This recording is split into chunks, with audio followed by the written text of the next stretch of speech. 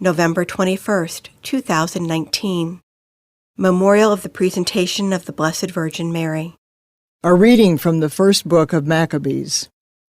The officers of the king in charge of enforcing the apostasy came to the city of Modin to organize the sacrifices. Many of Israel joined them, but Mattathias and his sons gathered in a group apart. Then the officers of the king addressed Mattathias, "You are a leader, an honorable and great man in this city, supported by sons and kin. Come now, be the first to obey the king's command, as all the Gentiles and the men of Judah and those who are left in Jerusalem have done. Then you and your sons shall be numbered among the king's friends, and shall be enriched with silver and gold and many gifts." But Mattathias answered in a loud voice, "Although all the Gentiles in the king's realm obey him, so that each forsakes the religion of his fathers and consents to the king's orders, yet I and my sons and my kin will keep to the covenant of our fathers. God forbid that we should forsake the law and the commandments. We will not obey the words of the king, nor depart from our religion in the slightest degree."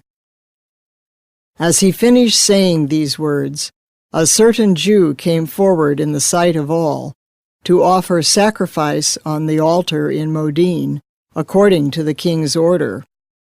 When Mattathias saw him, he was filled with zeal. His heart was moved, and his just fury was aroused. He sprang forward and killed him upon the altar.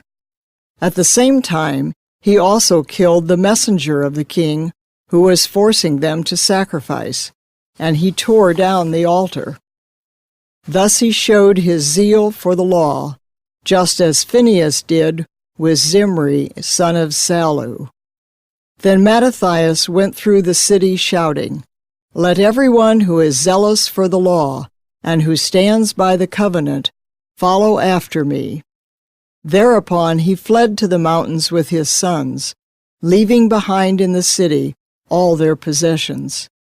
Many who sought to live according to righteousness and religious custom went out into the desert to settle there. The Word of the Lord. The responsorial psalm. The response is, "To the upright I will show the saving power of God." God the Lord has spoken and summoned the earth. From the rising of the sun to its setting, from Zion, perfect in beauty, God shines forth. To the upright I will show the saving power of God. Gather my faithful ones before me, those who have made a covenant with me by sacrifice. And the heavens proclaim his justice, for God himself is the judge. To the upright I will show the saving power of God. Offer to God praise as your sacrifice, and fulfill your vows to the Most High.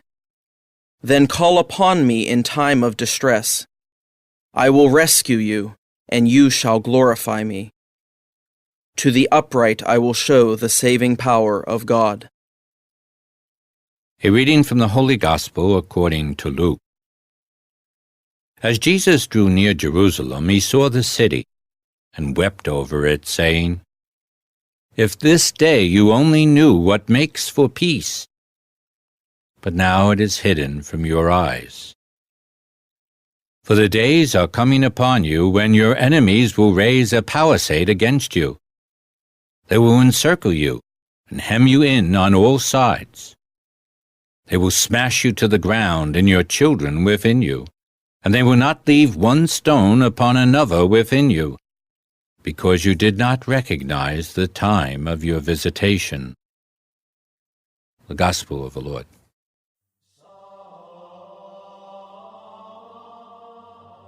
This is Catholic Daily Reflections for Thursday of the 33rd week in Ordinary Time.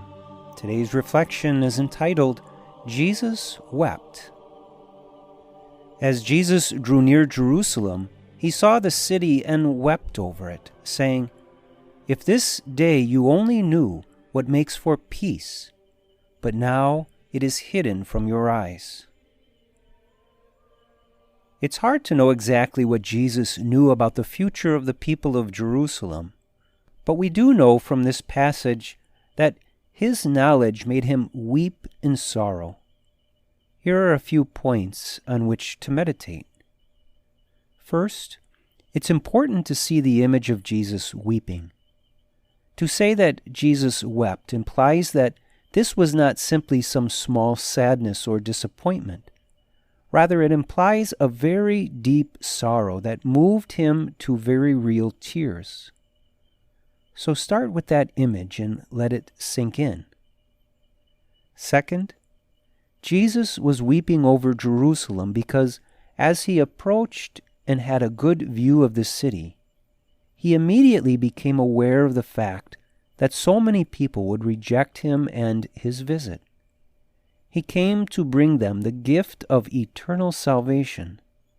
Sadly, some ignored Jesus out of indifference, while others were infuriated at him and sought his death. Third, Jesus was not only weeping over Jerusalem, he was also weeping over all people, especially those of his future family of faith. He wept in particular at the lack of faith that he could see so many would have. Jesus was keenly aware of this fact, and it grieved him deeply. Reflect today upon the serious temptation we all face of being indifferent to Christ. It's easy for us to have a little faith and to turn to God when it's to our advantage. But it's also very easy to remain indifferent to Christ when things in life seem to be going well. We easily fall into the trap of thinking we do not need to daily surrender to Him in the most complete way possible. Root out any indifference to Christ today and tell Him you want to serve Him and His holy will with your whole heart. Let us pray. Lord, I beg of you to weed out every bit of indifference in my heart. As you weep over my sin, may those tears wash me and cleanse me, so that I may make a total commitment to you as my divine Lord and King. Jesus, I trust in you.